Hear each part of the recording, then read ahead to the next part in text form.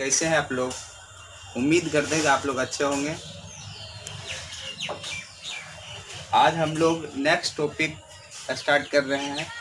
रे किरण। किरण क्या है? जब प्रकाश सीधी रेखा में गमन करती है तो प्रकाश के इसी अवस्था को किरण कहते हैं। जब प्रकाश सीधी रेखा में गमन करती है तो प्रकाश की इसी अवस्था को क्या कहते हैं? किरण कहते हैं। अब हम लोग पढ़ेंगे किरण पुंज, बीम ऑफ लाइट या बीम ऑफ रे। तो किरण पुंज क्या होता है? किरणों के समुदाय को किरण पुंज कहते हैं। किरणों के समुदाय के हैं या समूह के हैं? किरणों के समूह को किरण पुंज कहते हैं।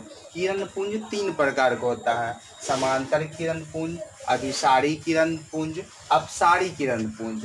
अब हम ये जानते हैं कि समांतर किरण पुंज क्या है। समांतर, जैसे हम चित्र देख रहे हैं, इस चित्र से ही हम इसका डेफिनेशन बना सकते हैं। कहेंगे वैसा किरण पुंज जिसके सभी किरण एक दूसरे के समांतर हो, जिसके सभी किरण एक दूसरे के समांतर हो, उसे समांतर किरण पुंज कहते हैं। जैसा आप हम यहाँ चित्र में देख रहा है। अब अगला है अभिसारी किरण पुंज। अभिसारी किरण पुंज, ऐसा किरण पुंज जिसके सभी किरण एक ही बिंदु पर आकर मिलती है, जिसका सभी किरण एक ही बिंदु पर आकर मिलती है, उसे अभिसारी किरण पुंज कहते हैं। उसे अभिसारी किरण पुंज कहते हैं। अब हम लोग पढ़ेंगे अपसारी किरण पुंज। अपसारी किरण पुंज, ऐसा किरण पुंज जिसका सभी किरण एक बिंदु से निर्गत होकर अर्थात निकलकर विभिन्न दिशाओं में फैल जाती है। एक बिंदु से निकलकर विभिन्न दिशाओं में फैल जाती है, तो उसे अपसारी किरण पुंज कहते हैं। अब हम लोग नेक्स्ट टॉपिक पढ़ेंगे मिरर यानी कि दर्पण। दर्पण किसे कहते हैं? जैसे हम लोग घर में उपयोग करते हैं फेस देखने के लिए, जैसे वाहनों में भी उपयोग किया जाता है पीछे की वस्तु को देखने के लिए। तो दर्पण का डिफिनेशन हम लोग जानेंगे। कहेंगे किसी कांच का वैसा टुकड़ा जिसका एक भाग कलई किया हुआ हो तथा दूसरा भाग प्रकाश के किरण को एक निश्चित नियम के अनुसार परावर्तित करता है, तो कांच के इसी टुकड़ा को दर्पण कहते हैं। तो कांच के इसी टुकड़ा को क्या कहते हैं? दर्पण कहते हैं। अब क्या है कि दर्पण का 3 प्रकार होता है। दर्पण 3 प्रकार के होते हैं। पहला होता है समतल दर्पण, गोलीय दर्पण, परवलिक दर्पण। समतल दर्पण किसे कहते हैं? ऐसा दर्पण जिसका परावर्तक सतह समतल हो, उसे समतल दर्पण कहते हैं। ऐसा दर्पण जिसका परावर्तक सतह समतल हो, उसे समतल दर्पण कहते हैं। गोलीय दर्पण, ऐसा दर्पण जिसका परावर्तक सतह गोलीय हो, उसे गोलीय दर्पण कहते हैं। ऐसा दर्पण जिसका परावर्तक सतह गोलीय हो, तो उसे गोलीय दर्पण कहते हैं। उसके बाद नेक्स्ट है परवलिक दर्पण। परवलिक दर्पण क्या होता है? इसका परावर्तक सतह पूरा अर्थात पूर्णतः गोलीय नहीं होता है। ऐसा दर्पण जिसका परावर्तक सतह पूर्णतः गोलीय न हो, तो उसे कौन दर्पण कहेंगे? परवलिक दर्पण कहेंगे। अब क्या है कि गोलीय दर्पण 2 प्रकार का होता है। गोलीय दर्पण कितने प्रकार के होते हैं? 2 प्रकार के होते हैं। तो गोलीय दर्पण कितने प्रकार के होते हैं? 2 प्रकार के होते हैं। अवतल दर्पण, उत्तल दर्पण। अवतल दर्पण, उत्तल दर्पण। अब इसका फिगर हम लोग देखते हैं, फिगर से इसका डिफिनेशन हमको पता चलता है। देखिए इसका ये भाग जो है ये धंसा हुआ है, और इसका जो ये वाला भाग है उभरा हुआ, मतलब बाहर निकला हुआ। अब मान लीजिए किसी आदमी का पेट बाहर निकला हुआ तो वो उभरा हुआ, ठीक है। और किसी का पेट पचका हुआ है तो उसको कहते हैं धंसा हुआ है, ठीक है। तो इसका डिफिनेशन देंगे कि ऐसा दर्पण जिसका परावर्तक सतह धंसा हुआ हो, उसे अवतल दर्पण कहते हैं। उसे कौन सा दर्पण कहते हैं? अवतल दर्पण कहते हैं। ऐसा दर्पण जिसका परावर्तक सतह उभरा हुआ हो, ये पार्ट उभरा हुआ दिख रहा है, ऐसा दर्पण जिसका परावर्तक सतह उभरा हुआ हो, उसे कौन सा दर्पण कहेंगे? उत्तल दर्पण कहेंगे। उम्मीद करता हूं कि आपको सारा डिफिनेशन समझ में आ गया होगा। अब हम लोग एक बार फिर से इसका रिवीजन कर लेते हैं।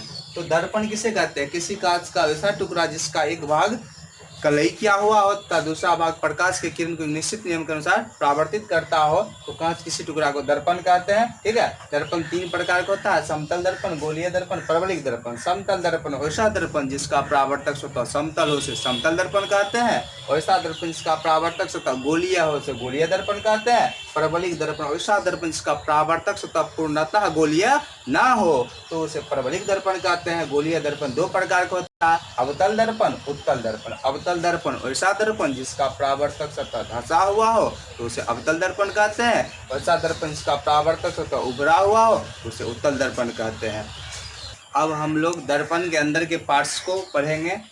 अब दर्पण के अंदर क्या क्या होता है, देखिए दर्पण के अंदर सबसे पहले हम लोग वक्रता केंद्र पढ़ते हैं। वक्रता केंद्र क्या होता है, देखिए गोलीय दर्पण जो होता है ना, एक खोखला गोला का एक भाग होता है। ठीक है, और उस खोखला गोला का जो सेंटर पॉइंट होता है, जो केंद्र होता है, उसी केंद्र को क्या कहते हैं, गोलीय दर्पण का वक्रता केंद्र कहते हैं। इसे सी से डिनोट करते हैं, सी से सूचित करते हैं। तो फिर से इसका डेफिनेशन देंगे। जैसे ये देख लीजिए खोखला गोला है, इसका हाफ पार्ट अगर हम काट लेते हैं तो इसका एक जो पार्ट बच जाता है वो गोलीय दर्पण बच जाता है, और इसका जो ये पॉइंट है, मिडिल पॉइंट है, जो इसका सेंटर पॉइंट है, उसको हम वक्रता केंद्र कहते हैं। कहेंगे किसी खोखले गोले का वह भाग जिसका एक भाग दर्पण के लिए प्रयुक्त किया जाता है और तो उसके केंद्र को हम गोलीय दर्पण का वक्रता केंद्र कहते हैं। तो उस गोलीय के केंद्र को क्या कहते हैं, गोलीय दर्पण के वक्रता केंद्र कहते हैं। ऐसे भी कह सकते हैं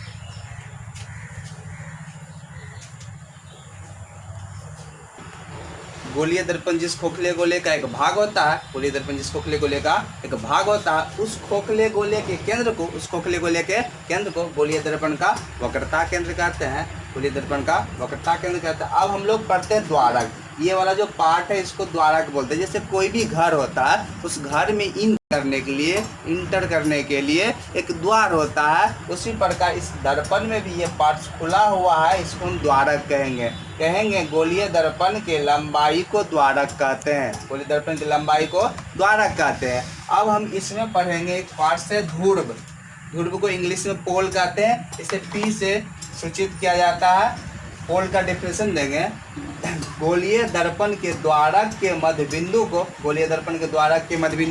ध्रुव कहते हैं। गोलीय दर्पण के द्वारक के मध्य बिंदु को ध्रुव कहते हैं। इसे P से सूचित किया जाता है, इसे P द्वारा सूचित किया जाता है। दर्पण की सभी दूरियां इसी से मापी जाती है। दर्पण की सभी दूरियां इसी, जितना भी दर्पण में दूरी मापा जाएगा वो सभी ध्रुव से ही मापा जाएगा। जैसे किसी भी खेत को मापने के लिए हम क्या खोलते हैं, सीमा खोलते हैं, उसी प्रकार दर्पण में हम किसी प्रकार की दूरी मापेंगे, इसके लिए हमको ध्रुव से मापना होगा।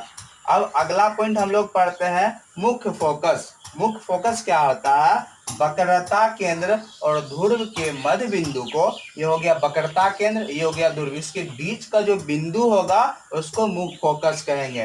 वक्रता केंद्र और ध्रुव के मध्य बिंदु को मुख्य फोकस कहते हैं। इसे बड़ी F द्वारा सूचित किया जाता है। अब हम लोग पढ़ेंगे वक्रता त्रिज्या। अब वक्रता त्रिज्या क्या होता है, इस पॉइंट को वक्रता केंद्र बोलते हैं और इसको ध्रुव बोलते हैं। इसके बीच का जो दूरी होता है उसको वक्रता त्रिज्या कहते हैं। वक्रता केंद्र और ध्रुव के बीच के दूरी को वक्रता केंद्र और ध्रुव के बीच के दूरी को वक्रता त्रिज्या कहते हैं। इसे बड़ी R द्वारा सूचित किया जाता है। अब हम लोग पढ़ेंगे फोकस दूरी। इसको क्या बोलते हैं, मुख्य फोकस, इसको क्या बोलते हैं, ध्रुव। इसके बीच की जो दूरी होगी उसको फोकस दूरी कहेंगे। मुख्य फोकस और ध्रुव के बीच की दूरी को फोकस दूरी कहते हैं। इसे छोटी f द्वारा सूचित किया जाता है। इसे अब हम लोग जानते हैं मुख्य अक्ष या प्रधान अक्ष किसे कहते हैं। ये वाला जो अक्ष है, इस अक्ष को मुख्य अक्ष या प्रधान अक्ष कहते हैं। क्या कहते हैं, मुख्य अक्ष या प्रधान अक्ष। इसका डिफिनेशन कैसे देंगे, वक्रता केंद्र और ध्रुव से होकर जाने वाले अक्ष को, वक्रता केंद्र और ध्रुव से होकर जाने वाले अक्ष को क्या कहते हैं, मुख्य अक्ष या प्रधान अक्ष कहते हैं। मुख्य अक्ष या प्रधान अक्ष कहते हैं।